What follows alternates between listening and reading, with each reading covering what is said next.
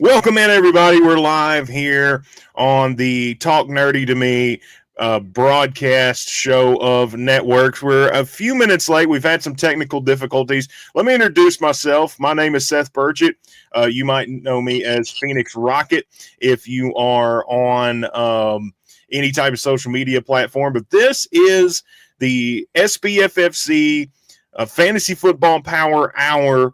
And I have the good Dr. Brian Harwood here with me. We'll be joined by Chuck Ellis later in the show. But Dr. Harwood, the doctorate in fantasy football, tell everybody what SBFFC stands for.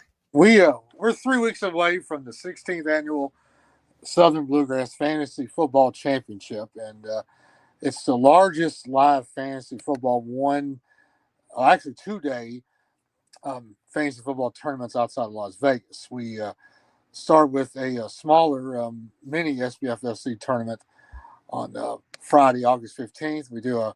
We call the mini main event, and we also do a super flex that night. We have over 110 people attending, and that's Friday night. We're at the Nicely Conference Center. We're totally live on that Friday night, and then Saturday night we come back and we have some high stakes events that morning, some auctions that morning at the Nicely Conference Center in Bowling Green, Kentucky, and then we have 23 divisions of 12 teams drafting in the Southern Bluegrass Fantasy Football Championship main event, which will be Saturday, August 16th at the Nice Center. SBFFC.com is the website. We are currently at capacity for teams to join. So if you want to join this year, we're going to have to get you on a waiting list.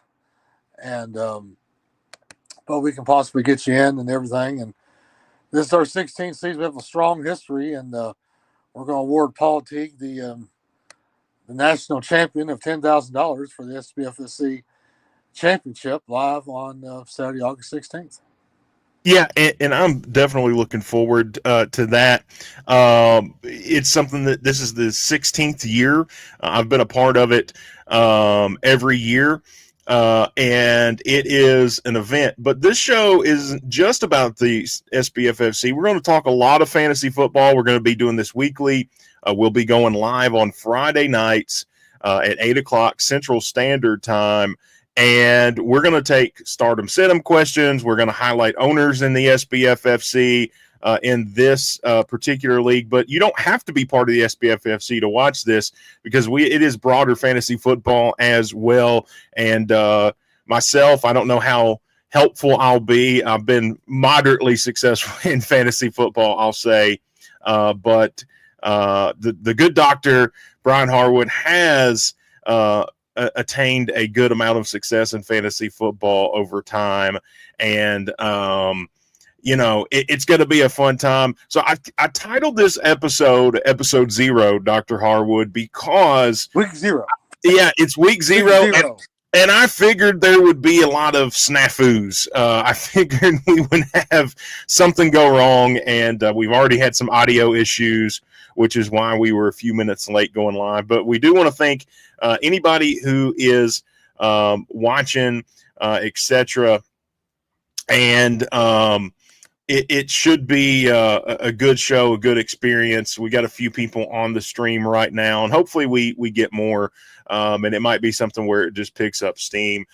Tonight, we're going to be joined by Chuck Ellis, who is a member of the SBFFC, and he's going to be a co-host with us as well. And we're going to talk some early round draft picks, kind of who you want to target, who are some riskier picks, things like that. But before we get to that, I just want to say how cool it is, Dr. Harwood, that you've built this thing up the way that you have, because when we started, people have to understand that this event started with 48 teams in a hotel conference room where we were kind of jammed in there, and it's grown to what, 262? Is that right? Teams. We started the Hilton Garden Inn back in 2010, and we didn't have a budget dollar to our name, and we have expanded to 23 divisions of 276 teams. We grew gradual. We didn't really get a huge growth until right the year after COVID hit. We went from 48 to 60 to 72 to 96 and then to 108. And we just kept growing gradual and gradual. We were at 204 in 2019, 204 in 2020, jumped up to 252 in 2021. We might have lost Dr. Harwood. He is so excited about this season. We have lost him, but I'm sure he will be back here in just a second. But while we are waiting for him to come back to us, I'm going to introduce my co-host of this show, along with Dr. Brian Harwood, Mr. Chuck Ellis, and today we're going to be breaking down the latest consensus ADPs for 2025 in PPR leagues, spotting value, risk, strategy, and we want to help you dominate your draft. I'm going to go ahead and bring him in. Chuck, thanks for jumping on with us. Hopefully we don't have the same audio issues we had with Dr. Harwood with you. How are you doing tonight, Chuck? And I can't hear Chuck either. Let's check here. This is live radio, folks. I'm trying to figure out why I can't hear my guest. This is first time we have. Oh, I need to unmute you. Let's try this. How about that? Can you hear me now, Chuck? He can hear me, but I cannot hear. I've unmuted him. Can't unmute your guest. Their mic isn't connected. Can you hear me now? There we go. Now we're good. Perfect. While we worked to get Dr. Harwood back. I was telling Dr. Harwood, Chuck, we titled this episode 0. It's kind of like a soft opening of a store. Something's probably going to go wrong, but we're going to work our way through it and figure it out. Yeah, no, that's a good way to do it if we're going super live next week. So I definitely agree with that. Officially official next week. Yes, sir. This week, I think we're kind of working out some of the kinks. I'm using the new technology. But, Chuck, give us a little bit about your background in the SBFFC and your background in fantasy football. Well, I have been playing fantasy football since 1999. And I have been playing in the SBFFC since 2018. I had gone as far as I could in my home leagues, and I wanted to expand a little bit. So I basically Google searched large live drafts, and SBFFC was the first thing that popped up, and I called Dr. Harwood, and I've been playing ever since. And we're glad that you did. One of the things that I love about the SBFFC is I've got people that I feel like are family that I see once a year. It's like a family reunion every year at the SBFFC. Dr. Harwood, you're back. I hope so.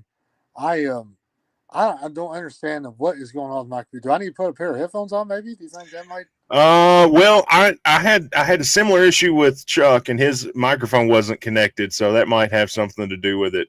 I'm not sure. Web Mean says, "Good to see you guys."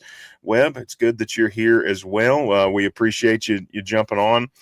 Let's jump into the topics for discussion today.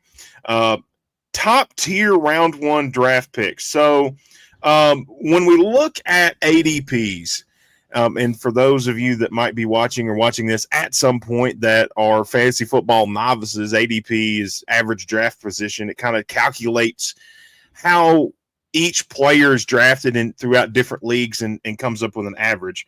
And when you look in the first round, you're looking at consensus. Jamar Chase, he's a lot of times going number 1 overall. Bijan Robinson is your running back 1, usually around 2. Then you've got Jahmyr Gibbs, Saquon Barkley at 3 and 4. And then it starts to get a little trickier because it just depends on preference. CeeDee Lamb, Justin Jefferson, Christian McCaffrey. What do you guys think about the first round? Do you think that coming into this year that the way draft boards have set up this year has been fair, or the way you think it should shake out? Well, So I've been playing a lot of best ball, and it tends to be wide receiver heavy in the first round. But with that being said, I recently did a live Scott Fish Bowl a couple weeks ago in Washington, D.C., and it's a super flex or two quarterbacks, but there were 7 running backs taken in the first round, which blew me away. In It that seems draft, I was able to pull Josh Allen and Jalen Hurts in a 2 quarterback draft. Yeah, it seems like there was a shift because I'm also in the Scott Fish Bowl, and there was not as many quarterbacks that went. Josh Allen went first overall, and I picked third and got Lamar Jackson. I was very excited about that. But the next quarterback didn't come off until early second round. It was very receiver running back heavy early in the first round, and that was a shock to me. Dr. Harwood, first round draft picks. The first round this year, do you agree with the consensus this year? It's Jamar Chase, Bijan Robinson, Jahmyr Gibbs, Saquon Barkley, Jefferson, and CeeDee Lamb in some order at the 5 and 6. What do you think about that? We did a pink slip best ball SBFFC scoring slow draft. We just got done a few days ago, and the draft order was in order first to fifth was Chase, Gibbs, Barkley, Bijan Robinson, Justin Jefferson was number 5. So I think you're going to see some diversity in those first 4, especially with Chase, Gibbs, Barkley, and Bijan Robinson. And I've talked to several people, and a lot of people don't want to draft first. They want to go about 5 or 6, maybe 7. And I don't understand why, because those are your top guys, but maybe the guys that have been burned drafting early might be the ones that may want to go a little bit later. And usually a 6 or 7 now is a death knell for fantasy, but I'm looking at the National Fantasy Football Championship draft boards now, very similar to the SBFFC. The third round reversal is where we got the idea from. Chase and Bijan Robinson is 1-2 pretty much across the board, but you're going to have Barkley and Gibbs go 3-4. I think if you do 100 fantasy drafts, if you look at 100 draft boards, you're going to have Barkley or Gibbs on about 55 of them. It's going to be third, and the other one's going to be 45. It's going to pretty much even. Here's a question I want to pose to you all, because this is a thought that entered my mind. Is it crazy if an owner says, I really love Bijan Robinson, to take him 1 overall, especially if you are a player that likes that the hero running back strategy where you draft one of the top running backs and then you wait a while to take your second? Is it crazy to take Bijan number 1? No, it's not crazy at all. Nah. Because if you think he's going to be the best guy, you've got to get him. And the SBFSC drafts are not drafts that you need to second guess yourself early in this draft order. You have got to go. You've got to attack it. And if you think he's going to go first, do it. In one draft, I'm looking at another best ball draft we did. Me and Matt Cranston and Dale Hollow. Bijan Robinson went 4th. Gibbs went 1st. So, that one surprises me a little bit because I'm not opposed to it, but Gibbs going first, you've really got to like Jahmyr Gibbs. And I'm not saying he's not capable of being number 1 overall. He certainly is. My preference would be Bijan at that point. Well, Bijan or Chase, it really depends, because I know me and Matt had the first pick in another, I think it was a best ball draft we did, that we took Bijan Robinson first, and the other we took Chase in this one. So it's going to depend on what group of players you're playing with. If you go Friday night Woo Fantasy Live Draft, you're going to have 7 boards. You may have Gibbs, Chase, Bijan Robinson, and Barkley all go first on one of those boards. Speaking of first overall, I want to shout out an owner in the SBFFC, our Saturday morning league. I wanted to pick number 1, and our good friend D Munson, shout out to D Munson, said, he looks at me and he says, partner, that's the only draft pick you can't screw up. And then I drafted Christian McCaffrey. So that certainly happened. And I wanted to use that as a segue because where are you all on Christian McCaffrey? He's coming off an injury. We're not certain of his injury status in terms of the risk. How healthy is he actually? Where do you come out, Chuck, on Christian McCaffrey? So one on McCaffrey, and then I want to touch again on Jahmyr Gibbs. So I know McCaffrey he has Achilles tendonitis, and I'm not sure that that's one of those issues that ever completely go away. The more he uses it, the more it's going to bother him through the season. So I can't imagine a world where he ever goes one again, but late first round, early second round, they're going to lean on him quite a bit. But again, that injury sticks out. I don't think that's an injury that's ever going to fully go away. Where would you be comfortable taking him? I personally don't have him on a list of anybody that I'm chasing, but it gets a point to where you're sitting there in the third or fourth round. If he's sitting there, you have to take him. But right, I haven't done a draft yet where he's gone any later than the turn of the second round. I couldn't. I'm kind of like you. He's not one that I'm, partly because of recency bias for me in the negative sense, because that messed up that whole league for me last year. And I drafted okay. I didn't have a terrible draft, but when your top pick, and I missed out on his backup. I didn't handcuff him soon enough, and that really hurt me. But going back to Jahmyr Gibbs. So as far as I know, Gibbs, there's drafts he's going extremely early. I have very negative feelings towards the entire Detroit team this year. They lose 75% of their assistant coaching staff. They've lost 3 offensive linemen. And you could see them fading at the end of last season. And when you take a first round pick, you want that guy to hit. He has got to hit. And I know Gibbs has all the talent in the world. He could be the most talented back in the NFL. But when you take away his coaches and you take away the offensive line and you still have David Montgomery there taking carries, I can't pick Gibbs in the top 3 or 4. I would have to let him slide. Yeah, that's a good point about the coaching staff. Ben Johnson? Is that his name? Yep. Yeah, he went to Chicago, and that is correct. And I think that actually inflates, a guy like or the whole running back core there with Swift and Rashawn Johnson. I think those guys are elevated because, especially Swift, because people like to say, well, he wasn't even the number 1 back when he was in Detroit. Well, he sure put up numbers like he was the number 1 back when he was in Correct. Detroit. And they've shored up that offensive line. They've got a good passing game. They've helped Caleb Williams out.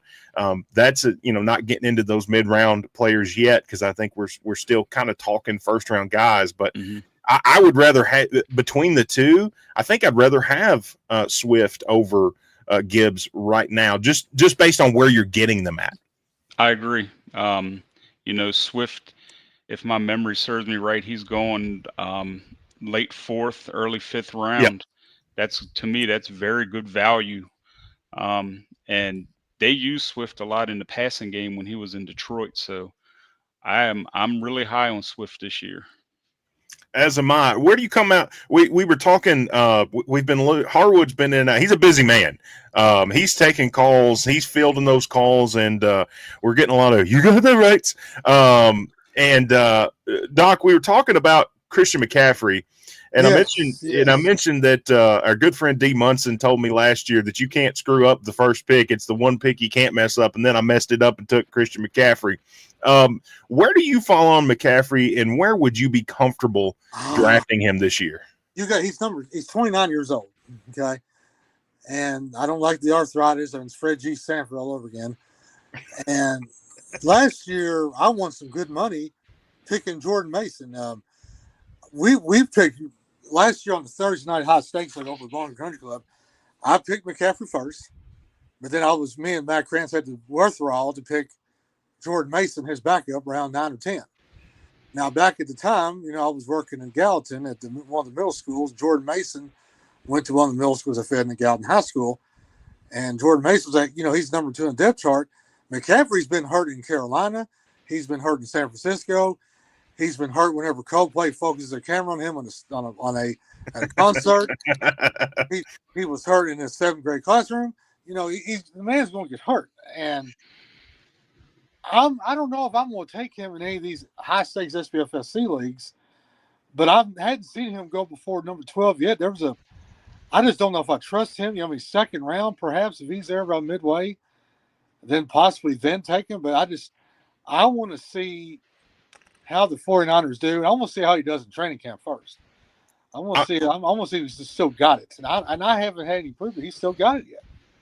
I'm with Chuck. I'm not taking him in the first 2 rounds.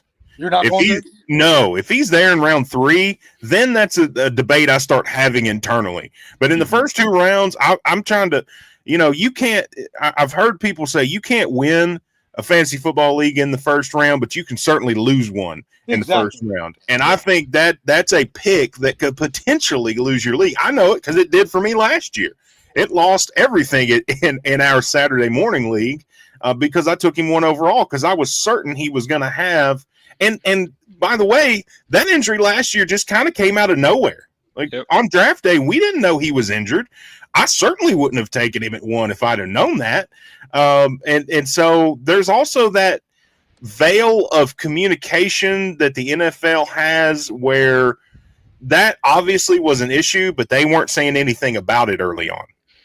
Yeah, that's frustrating too. You got beat writers, you got reporters.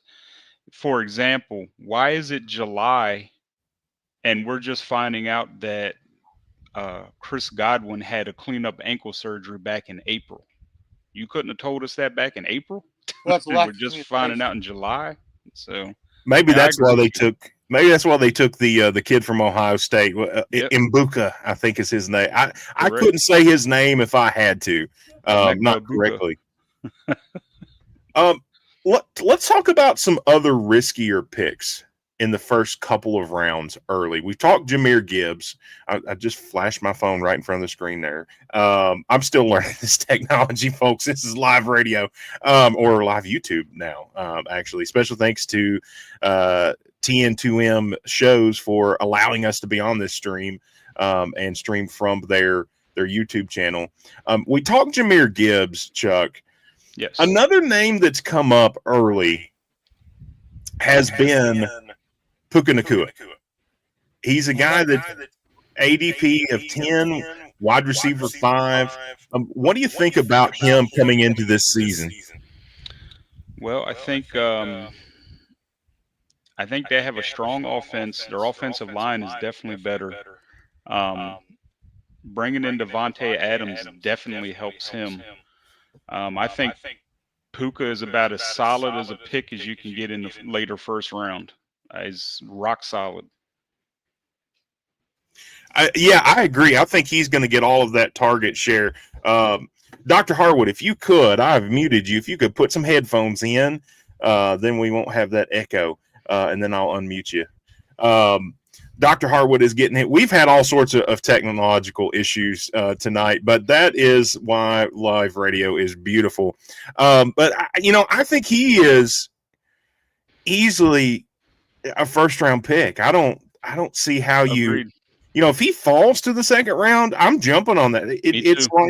It's like when you run to the podium on the NFL draft because somebody fell to you. You don't even wait to turn that card in. You just go get them.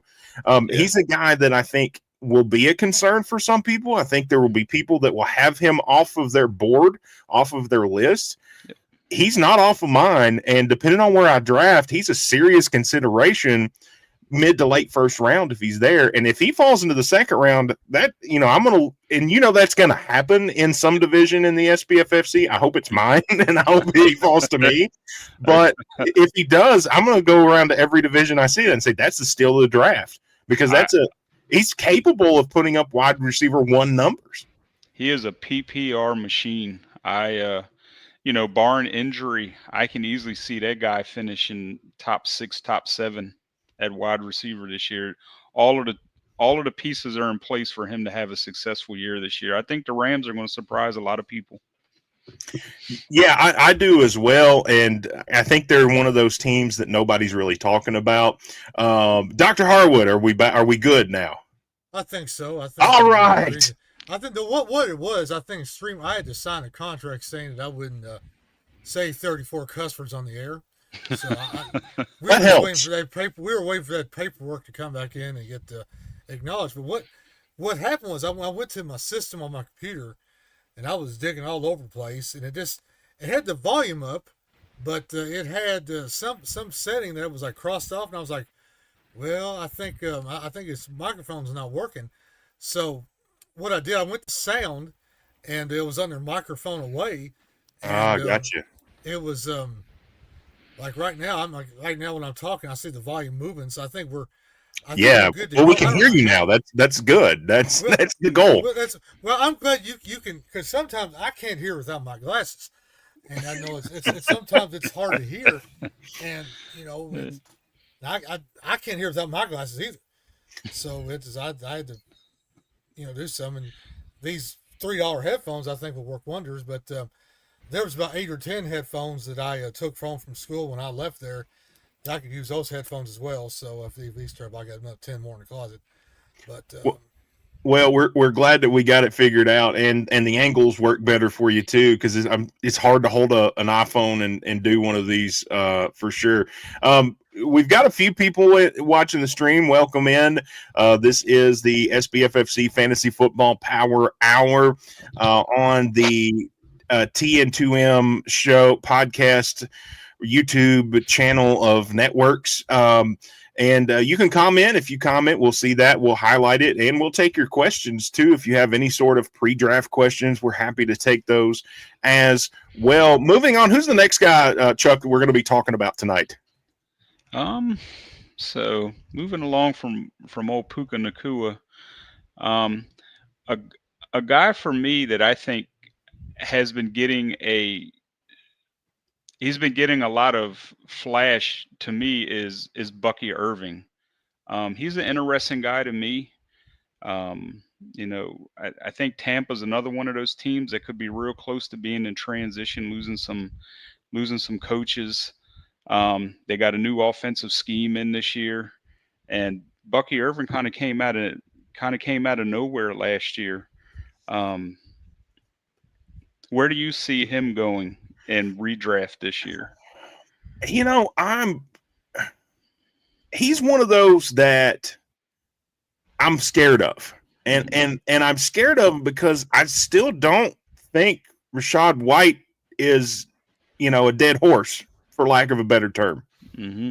And I think it's a split backfield. I think he's going to be productive.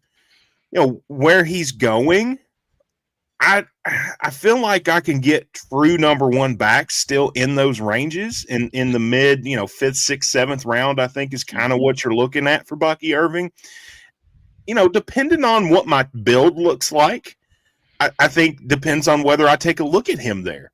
But again, I like a guy like Tony Pollard as much as I like Bucky Irving. And I know Tony Pollard on a bad team put up numbers last year. They are improved. They've improved that offensive line in Tennessee.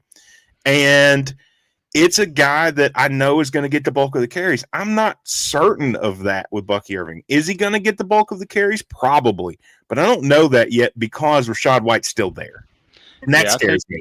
I think it's crazy. Like I said, I've been doing a ton of best ball. Old Brandon Fox has me doing best balls every second of the day. And Bucky has been going late second, early third, and he's been going over guys like Kyron Williams and That's James too early. Cook and Ken Walker. And I can't do it. I'll take those other guys well before Bucky Irving. That's way too early. Maybe my 5th, 6th, 7th is where I would be comfortable taking him, but I'm certainly not comfortable taking him late second round or even into the 3rd round. I just, I'd rather have Kyron Williams. I'd rather have Kenneth Walker. You're actually probably overdrafting Kenneth Walker if you're taking him in the 3rd. Yeah, correct. I agree. just in terms of where he's going. But I think he's going to produce like a third rounder. Agreed. Completely agreed. Yep. So, Where do you come out on Bucky Irving, Dr. Harwood? Well, I was talking to the living legend of fantasy football, Matt Krantz, and he doesn't like Bucky Irving. He just thinks that Bucky Irving's going to come back down to earth, so to speak. Now, the best ball pink slip drive I did, Sam Harden picked him number 2-5. He likes the young run backs. He's young. He's got a lot of. He's a young guy, but can't do it for a second year old. He's got a good team, but I'd like to see some trends with him before I pick him 2.5, 2.9. But he's going to go way too early with these SBFFC drafts because a lot of people like a 1 year wonder and they think he's going to do better than this. Now, I've been loyal to him because I was able to draft him late because I didn't think Rashard White was going to be worth 10 cents last year. But can he do it again? Because that the NFC South is going to be so much different. And with him, when there's a lot of talent, in the early rounds of the run backs, like you go after round 5 or 6, the running backs are pretty much gone. So he's going to go earlier than what you think, even though he may not produce the numbers you want in that second round. Well, a couple things. I agree. You might take him earlier than you would than he probably should be taken because of the run that's going to happen on running backs.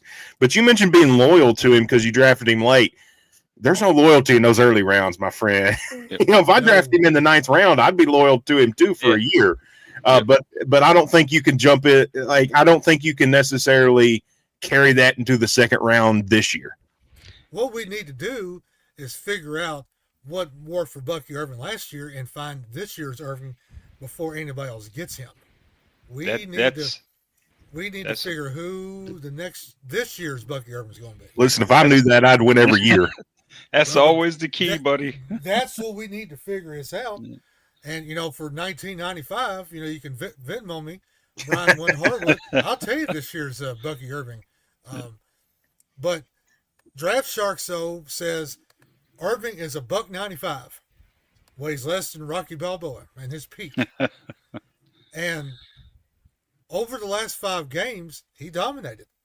Yeah. But can he do 17.5 carries average over an entire season? That's the thing. If it gets out of the gate and it gets 20 carries a game for the first month. Well, also keep in mind, I believe you. What their left tackle has went out and a new offensive coordinator. Liam Cohen's now in Jacksonville, and so we don't know what that offense is even going to look like. If the offensive coordinator likes Rashad White over Bucky Irving, they're going to play Rashad White. Now, that's not to say that I think Rashad White's going to outperform Bucky Irving. I don't know that. I like Rashad White's skill set, but I'm not taking him real high either. He's going to be a later round guy for me, or I'm just going to pass on him altogether. While we're in Florida, let's stay in Florida. Well, let me say this. About go for it. I just now remembered. High expectations, high ADP. He is not going to sneak up on anybody. No. They've got Ejuka Oka Honey Boo Boo or Koopa Boo Boo, the wide receiver. They got Mike Evans still. Chris Godwin, he's probably going to be in hospice before it's over with. Yep. Too many offensive weapons. ADP is too high. He's going ahead of Devin A-Chain. Rashard White is healthy. He's got something to prove. But people are going to take Irving too early. And then here about 6 weeks, we're going to have people call in the show and say, Bucky Irving sucked. Why did I take him? That's half my team every year. Yeah, at 2.5, I'd rather take somebody like a Drake London and just let Irving go. I can't take him that high. At 2.5, if I'm taking running back, I'd rather have Chase Brown. Agreed. Give me a guy. That's a guy that people don't talk about because it's not a sexy name. It's not a name that jumps off the charts. It's not a name that is flashy. He's not a guy that we know really well. But he performed in maybe the best offense in the NFL last year. At 2.5, give me a guy like that over a guy like Bucky Irving that I'm not real sure about. Because when you look at that Cincinnati backfield, they really didn't do a whole lot. which tells me it's Chase Brown's job, and he's going to get all the carries. Agreed. Completely agree. Yeah, Chase Brown, he went and picked 3-4 of the best ball. That's criminal. Third round reversal. Bucky Irvin went 2-5. Yep. See, like, what's going on? Why was I not in this draft? Well, it cost $100 buy-in. That's why. I figured it out real quick. And it was we didn't get Trophy Smack to sponsor in time. But Chase Brown, though, I mean, consistent team Cincinnati, they may go back to Super Bowl for all we know, and their offense is solid. And I think they're the best offense in the NFL. You think for fantasy purposes? Yes, for fantasy purposes, that's the one team you can definitely stack, with the quarterback, the running back, and the wide receiver, and score points every week.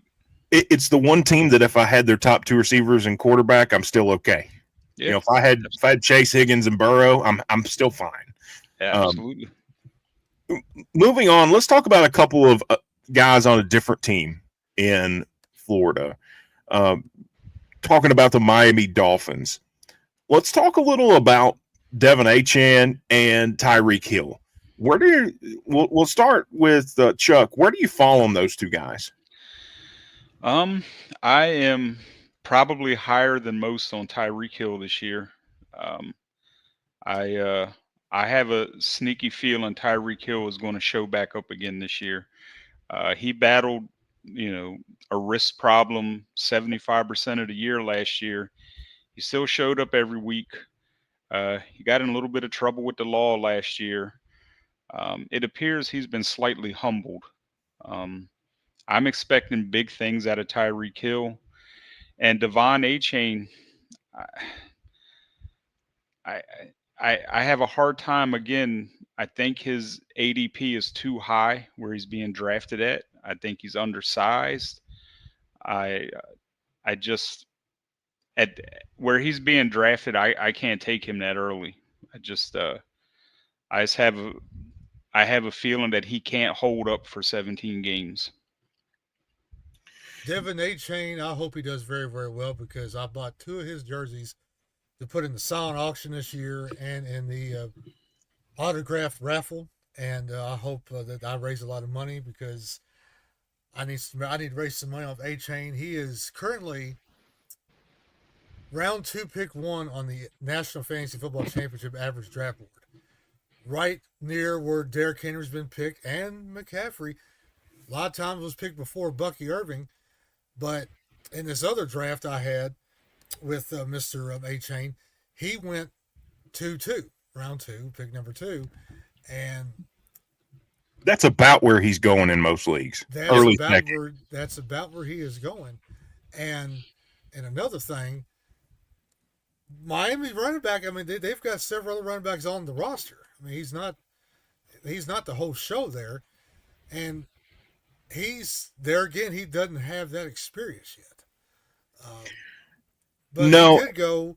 He went 2-3 in the Pink Slip League. So if you want Achane, for people that's watching the show, you want Achane second round, about that first 4 picks. That's where he's going to fall. Don't wait if you want him.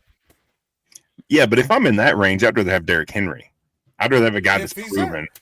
If he's there, yeah. If somebody drafts him earlier than that, but if I'm sitting at round 2, pick 3, and I'll say, okay, I'm going to go running back, and I look and Achane's there and Derrick Henry's there, I'm taking Derrick Henry. I'd rather have Derrick Henry there. I'd probably rather have Chase Brown there. I probably would take him maybe even over Henry.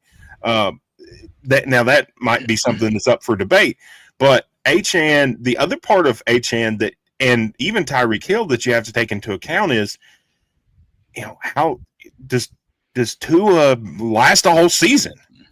That's the key. That's the cog. If that cog isn't there, that team is in bad shape. And I worry for that guy, just from a health perspective, to have that many concussions in that short amount of time, and he's still playing. And Miami did absolutely nothing to address that. They didn't really bring in any kind of proven backup, so they're basically putting all their eggs in that basket and hoping that he's healthy. And if he is healthy, they'll be pretty good. But if he's not, You take guys like Tyreek Hill, guys like Jalen Waddle, who fell off the face of the earth last year, and Achane take a hit fantasy-wise. And that's something that owners have to think about moving into or going into their drafts. You've got to take that Tua Tagovailoa health situation seriously. And you have to take that into account before you pick those guys. That's why I kind of myself am going to steer away from them. I think now, I say that, and y'all will come to me after the draft and be like, "Well, you said that, but you got Tyreek Hill in all 3 leagues." Yeah, where Tyreek Hill's going, it's good value. So I've been getting a lot of him. But you're right. If Tua goes down, it's the Zach Wilson show, and we've been there before. That's no good. Yeah, that's enough about that's enough. That's all the Zach Wilson talk we have for today. That's correct. We're done. just because just because he likes older women and that's great for him. That doesn't work on the football field. Nope, he's in the right place. Field it does. I mean, maybe go to the store. I mean, let's talk some mid-round guys. Let's talk some mid-round wide receivers. I'm going to give you 3 names and rank them. Tell me who you like best out of these 3. Malik Neighbors, Nico Collins, and Brian Thomas Jr. Out of those 3 names, you're picking, say, mid to end round 2, round 3, kind of where those guys are going. Who do you like out of those 3? Which one do you think has the highest upside? For me, it would be Nico Collins. And I only say this because Malik Neighbors still has issues with a foot. If it were not for that, I would say Malik Neighbors is the best of the 3. But for me, I have to go Nico Collins. Dr. Harwood. Right now, I'm going Brian Thomas, and I've seen him go into the first round, beginning of the second. He went 201 in the pink slip. Nico Collins went right after him, 202. I also have a Nico Collins jersey for the raffle for the SBFFC live events, the autographed jersey. So I hope trying to sell those raffle tickets. I hope he jumps up in draft boards because that's more money for that's more money for the dance team, and so. But I think Trevor Lawrence and Brian Thomas is in the most open division, with Collins second, Malik Neighbors third. Neighbors is quarterback situation. He's got to get used to that new quarterback. I mean, is Russell Wilson worried about the Giants? Worried about his ex-wife? They drafted rookie Jackson Dart. When's he going to start? Week 7, week 2, week 5? That was the most, speaking, outside of fantasy football, that was one of the most shocking picks of the first round, I thought, this year. I also think it was just being a Browns fan, I think it was a move to keep a team like Cleveland from jumping up and drafting him, because I know he was pretty high on their list. But the quarterback situation in New York, the Giants, well, actually now both New York teams is very uncertain. Well, agreed. And with Neighbors and Collins and Thomas, I've seen them go early second round in about 3 leagues I've been in and done. So are they going too early? But in the SBFFC PPR is key, and you can start. You get high volume for both. The flex. That's the thing. And what the toe, Dave Turpoli, I follow him on Twitter. He doesn't trust that big toe. Doesn't trust that toe. He's had that problem since college, and they say he's healthy now, but we'll see. We shall see. And speaking of that Collins Thomas draft you're talking about there, I believe that was mine, sir. I took Collins and Thomas back to back in that draft. Well, in the pink slip, it was the Achievers and then Johnson LLC. So I think you took them in the other pink slip, didn't you? Yep. So you got them back to back. It's like last year, I took Malik Neighbors and Marvin Harrison Jr. and the Louisville live draft I did, and they were both rookies at the time. I decided to go buck wild and ended up winning money. I could have done better because I could have drafted Saquon Barkley and Derrick Henry because they were both available, but you got to take a chance. You got to take chances. You got to take risks. And, well, you mentioned Brian Thomas in some leagues going at the end of the first. I want to throw out a draft tip to anybody watching this, whether it's live or they watch it later, because these will be archived and on the TN2M network. You will hear people say, don't overdraft a player. But I will say, if you are convinced that this player is going to have a good year and he's not going to come back around to you, take him around early. Get your guys. Grab your guy. Because ADP it's not the end all be all. It's a barometer. It's just to give you an idea so that if you need to take them around early, you kind of have an idea of where you need to take somebody. Moving on, we've got about 15 minutes left in the show. Speaking of drafts, where for you two, we'll start with Dr. Harwood, do you take a tight end this year? Because you've got basically your top three. You know, you're looking at your Brock Bowers, Trey McBride, and George Kittle, and then you kind of have everybody else. Where are you targeting tight end in this year's set of drafts? Well, I'm gonna end up doing about 25, 30 drafts, and it's going. That's just today. Well, yesterday, but I'm going to have some diversity. I may like Chuck. You know FFPC. Seth, you may not know FFPC is a 1.5 per 2. Yeah, but 1.5 tight end. SBFFC is 1. Didn't Scott Fishbowl used to be that as well for a little while? Yeah, now a tight end. Now it's just all 1 point. Well, the tight end I think it was 3, and then if then if you wipe your behind after taking a good dump, you get a point if you're a tight end. And but my tight end, me and Mr. Living Legend Fansville, Mr. Matt Krantz, and he's going to be on the show as a frequent guest. He couldn't get on there tonight due to issues beyond his control, aka the wife. You got to pay that wife tax. Well, listen, speaking of, okay, I gotta put you on the carpet here, Dr. Harwood, because Chuck's wife saved me last year in our draft. She saved me 2 years ago from the whole event. Well, Christy's the first lady of fantasy football, isn't that right? She absolutely is, and she was my hero last year. Good. I'm just going to tell a quick story. So, if anybody doesn't know, this event that we have it takes up a college conference center basically, but it's a huge building, so it's a huge event. And my wife, full house. It was a full house, but early in the morning, it's not yet. And my wife takes pictures for the event that you can check out on SBFFC.com, which is the website.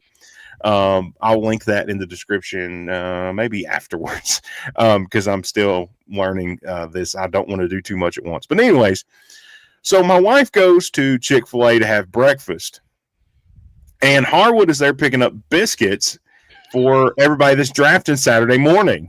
Yes, and the dance team girl, Coach Kaylee, was like, I can't go. So that was originally her job. So Harwood is picking up his biscuits and gives them to my wife and says, take them over there. No, I said, would you do me a favor? That's not what I heard. That's not what I heard that morning. Well, but no, I don't tell a woman to do something. That's how Kaylee slapped me across. They won't, trust me. I said, hey, I say, Mrs. Burchett. I don't know if I said Mrs. Burchett or Amanda. I said, could you do me a favor, take these biscuits back? Because there was a mess up on the order. We were getting 50 free biscuits donated.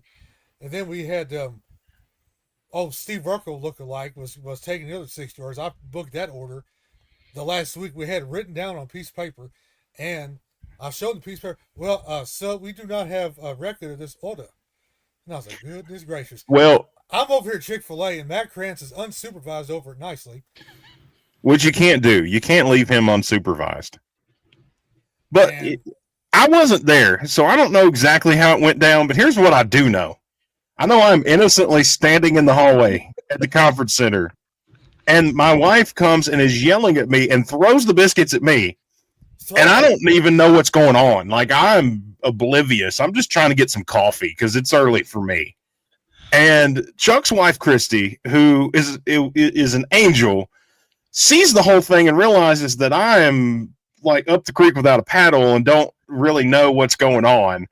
And she's like, here, honey, I'll take care of that. And she took the biscuits from me and made it better But good Lord, I that was she saved me because I think she kind of diffused the situation a little bit. Well, Yeah, lesson learned. she's rock solid. She's one of a kind. Lesson learned, and here's a follow-up story to that. Seth, you know Derek Olive over at Nicely. I do, yes. Okay. Derek Olive gave me a hard time. Harvey, why didn't I get a biscuit from the food truck? Well, Well, you got to hook up. You got to hook up the building, people. Well, now I said, Derek, we had donated biscuits. When I signed the contract with Nicely, there is a clause written in the contract that Derek Olive will get a biscuit from the Hog Wild food truck Saturday morning. I'm just going to tell you that's a smart man to put that in the contract. So every contract I'm writing from now on, I get a biscuit. So Derek was say, Harwood, I want a homemade biscuit, and Hog Wild they're going to charge for $3 a biscuit. I don't have to go to Chick-fil-A anymore. Your lovely, the wives can all be happy. The SBFFC has proven point that the SBFFC competition is not the FFPC. It is not the KFSC. It's not RT Sports and NFFC. The SBFFC's competition is weddings and wives. That's what that is. Yes, it is, and I heard about that for about a week. A week? Wow. Yeah, I had to pay the wife tax for about a week. Well, one time. Okay, well, they said you got off lucky, brother, because one year my buddy Richardson, he went and got breakfast, and then his ex-wife got mad. Guess who slept on my couch for a month? Mr. Richardson. Well, listen, just keep that couch warm, because if something happens, I might be over there this year. So, Seth, you got off light, Bubba, but this year, Hog Wild Barbecue, they're going to hand the biscuits out. I don't have to go anywhere. Kaylee's not going to be there. I think Kaylee's going to. She's not going to be there this year. We're getting back to Nicole and Audrey for breakfast. And I've never tasted the Hog Wild Barbecue breakfast. Never tasted. The one year that they had it out there, they did have it. I think they had it one year we were out there. I feel like they did because it was really good. Yeah, it wasn't last year's, year before last, and it was great. Because I remember they had the ham steaks. Yeah. Okay. Yeah, I'd have gravy and biscuits. I mean, I grew up in a holler in eastern Kentucky. Gravy and biscuits was like, that was a staple and pretty much running through my veins. Well, Jesse and Festus approved. And that's right. So, speaking of wrestling, by the way, I'm drinking out of an old school WWF cup. Hulk Hogan's not on it, but rest in peace, Hulk. Well, yes, sir. Yes, sir. He was really a big role model to me as a child. And he got me started he got my confidence up when I was in school, grade school. I watched him from 1987. I said he was born in 87, and then I was born on the greatest year of wrestling ever, and that's when I started watching him. But I was 9 years old, primetime wrestling and WWF Superstars, and WrestleMania 3. That's when my dad got me watching it, and then I said you got in there when WCW was on TV. That's when I started watching, yeah. But I still became a Hulkamaniac because of WCW in 1994 when he came over. I was 7, so I was very impressionable. I didn't know that he wasn't a great wrestler, but he was a larger than life personality that, as a kid, captivated me. Well, would you like me to tell you my tight end now? Yes, yeah, we veered off from biscuits and Hulk Hogan and yes, tight end. Wives, weddings, and everything. Yeah, all the things. Well, I'm going to tell you something. League winner. Mr. Matt Krantz and I, we argued about this in the Pink Slip draft. We took this individual in round number 9. I think it was round 9. It was, let me look here real quick. Round 9. No, it was 10, excuse me. Mr. Colston Loveland. We took him at round 11, pick 12. He has a current ADP of around 110. That's about 10th round. 10th, 11th round. It's 12th ranked tight end, projected tight end, number 15. They selected Loveland over Tyler Warren, but Sam Porter's type offense, kind of think of Sam Laporta, think of Loveland. And he's going to look at the fall and Laporta's footsteps to make this new head coach happy. Now, Loveland, I don't know when it comes. Now that I've released one of my sleepers now, he's going to probably get sniped. He's going to jump up all the draft boards now. Yeah. Well, your reason why, because these people, they're in the SBFFC. You know, Cliff Denny is like, why do you put me in this league with all these sharks? Cliff, in order for you to beat the sharks, you have to become one.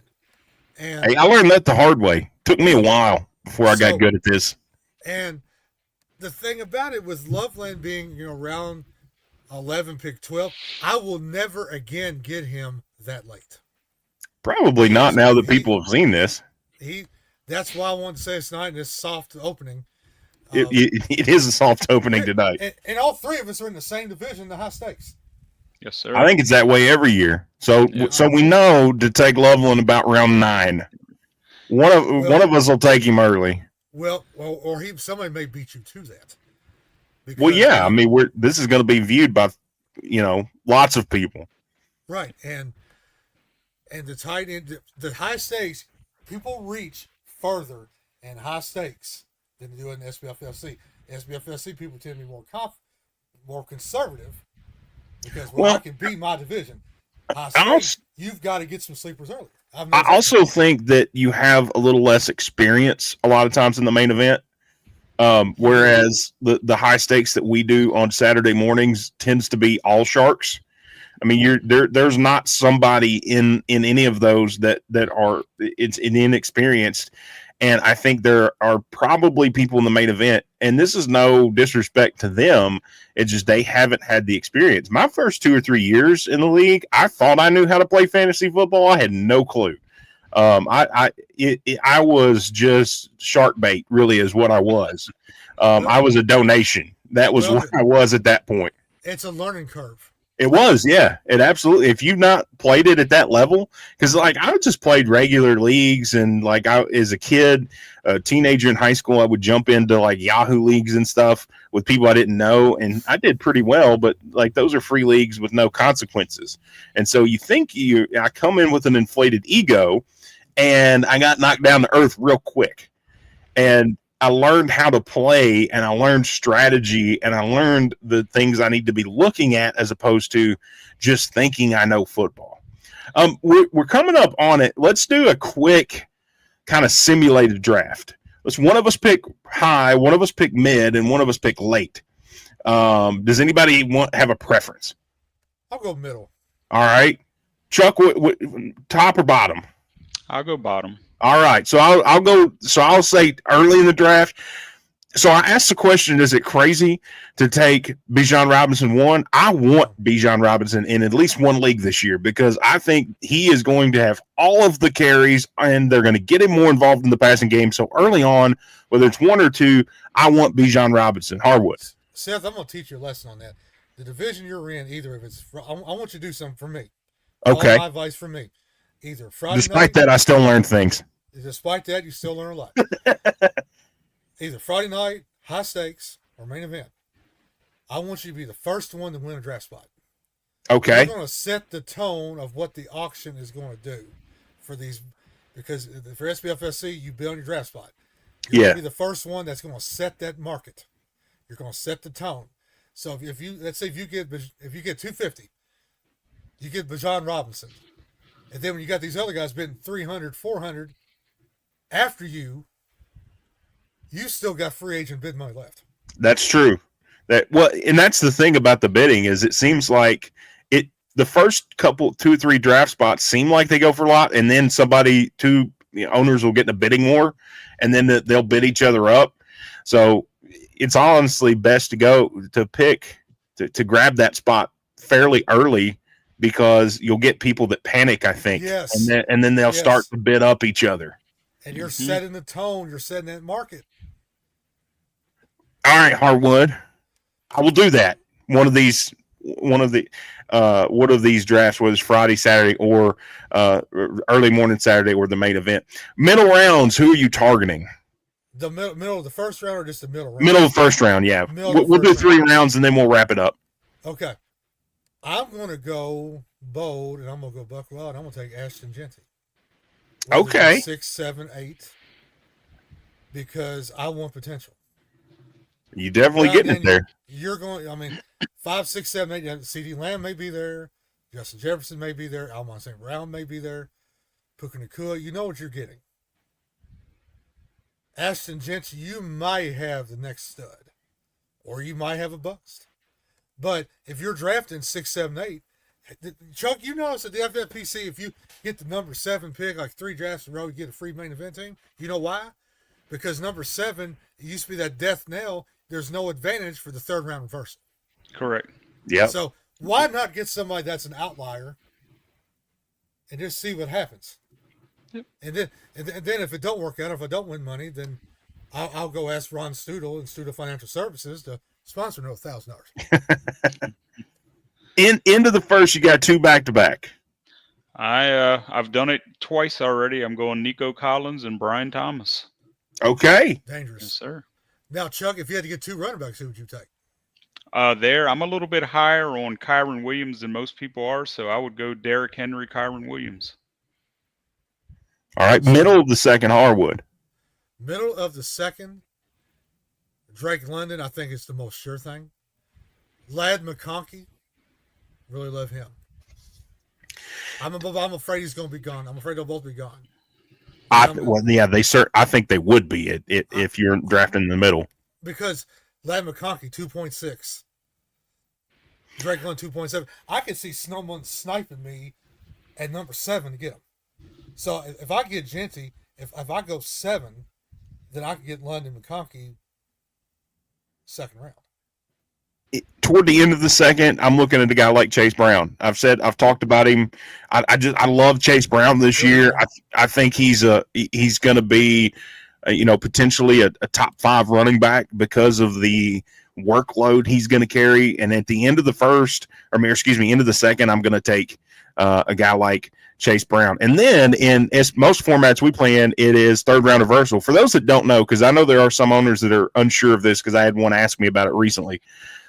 3rd round reversal, it's a snake draft from 1st and 2nd round, and then in the 3rd round it starts back at pick number 12, and then it snakes the rest of the way. So, Chuck, 3rd round, who is a target for you at the beginning of the 3rd round?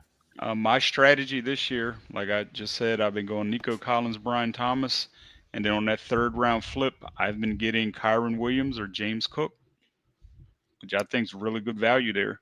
I think so as well, yeah. And I love James Cook, despite whatever contract dispute he's having. That'll work itself out. It always does. Yep. Agreed. Middle of the 3rd. Middle of the 3rd. Well, I'm going to do a little reaching. Kenneth Walker and Omorion Hampton, they're going to start jumping up boards. They are. They're going to start. I'm going to do a lot of study on these prop bets coming up, and Najee Harris can't see. It was like Terry Funk whenever Lawler wrestled him in the empty Mid-South Coliseum Arena. That's Najee Harris. You think they're going to let him run right now? They drafted this rookie for a reason. Yeah. And Kenneth Walker, I got him from Jeff Mans. Now, Jeff Mans is the biggest smartass since Brandon Fox. But I'd rather Jeff Mans and Brandon Fox be smartasses than dumbasses. And that's why I love him. Okay? Yeah. Steve Bingham told me that at Western. It's better to be a smartass than a dumbass. If I had to choose between the two, yes. Yeah. So, Kenneth Walker and Omorion Hampton. So you got to pick one. Which one are you picking? You got to pick one? Yeah, pick one. I mean, you gave both names, but pick one of the two. If I wanted to have fun, go buck wild, and just do something different, I'd go Hampton. If I wanted a sure thing, give me Walker. All right. At the end of the 3rd, I'm going to take my first pass catcher, but it's not who you think. It's not a wide receiver. It's a tight end. I'm targeting George Kittle this year because I love that schedule. I'm not sure who else necessarily awesome that Brock Purdy's going to be throwing to. There's a sleeper that I really like on that team, but it's not George Kittle. But I'm going to take George Kittle there because I think he's going to end up – he might not lead all tight ends in points, but he's going to be a very productive and solid week-to-week performer for you, and you knock out the tight end position, and then you don't have to think about it for a very long time. All right, so those are our picks.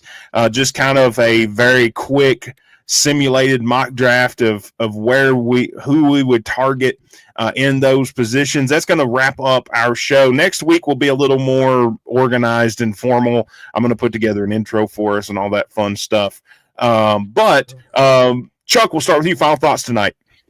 Well, I think my final thoughts, I think a lot of people, like we were talking about, get into ADPs and they'll start reaching for guys.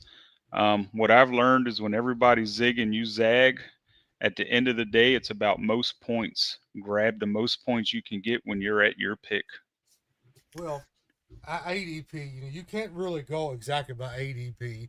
You can't go by who's going to win the JOB. You got to go by your own knowledge and your own sheets, or you're going to get your AWS kicked. Don't go strictly by ADP.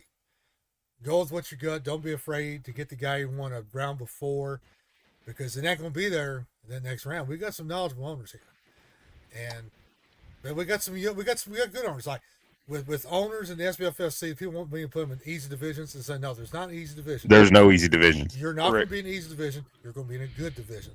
And next week, mock draft is going to be replaced by an actual money draft, and I'm going to get 12 owners. They're going to be drafted live for the SBFFC Power Hour League Championship belt sponsored by Troll. We'll give those picks live on the air, at least an hour of them anyways.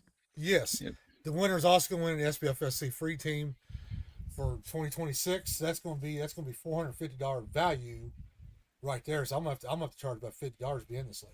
I'm gonna have to get 12 owners if they draft next Friday night, and everything. It'll be a fun time because if you're doing money leagues, that's a lot better than mocks. Yeah, because mock drafts, there's no consequence for sure. Right. Mock drafts are fun, but they don't really give you a great indication. My final thoughts are going to be this: as you're going into your drafts, and maybe you're starting up your draft soon.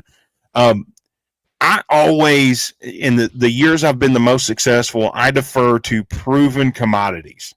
Guys that have produced at high levels. This year I think about guys like Alvin Kamara. I think about guys like Mike Evans that you can get in the 3rd, 4th, 5th round that have always produced, that they haven't really had a down year. I'm a huge Mike Evans guy, just because if you look at his career, he's had 1,000 yards receiving every year he's been in the league. He's never been a major injury risk. He's always his floor is much higher than most people's floor. And so I look at proven commodities and proven guys, especially when you get into those mid rounds. But I also agree, take a guy around early. If you're not sure they're going to make it back to you, but you really want that guy, don't put yourself in a situation where you're just sweating it, 3 or 4 picks before it gets to you, because you will get sniped. It will happen. It's happened to all of us. Yep. They go snipe your ass, and it's going to be Chick-fil-A 2024 all over again. Chick-fil-A gate. That's what this year is. It'll be Chick-fil-A gate all over again. All right, that's going to do it for us. Christian. What's that? Then we're really got to call Christian. That's right. She's going to have to do damage control and help me out and save my marriage. All right, that's going to do it for us tonight. Next week, we will be on Friday nights and every Friday night, with the exception to August 15th, but we will be every Friday night from 8 to 9 Central Standard Time right here on the TN2M network of shows. For Chuck Ellis, for Dr. Brian Harwood, I am Seth Burchett, signing off tonight for your SBFFC Fantasy Football Power Hour. Have a good night. Good night, guys.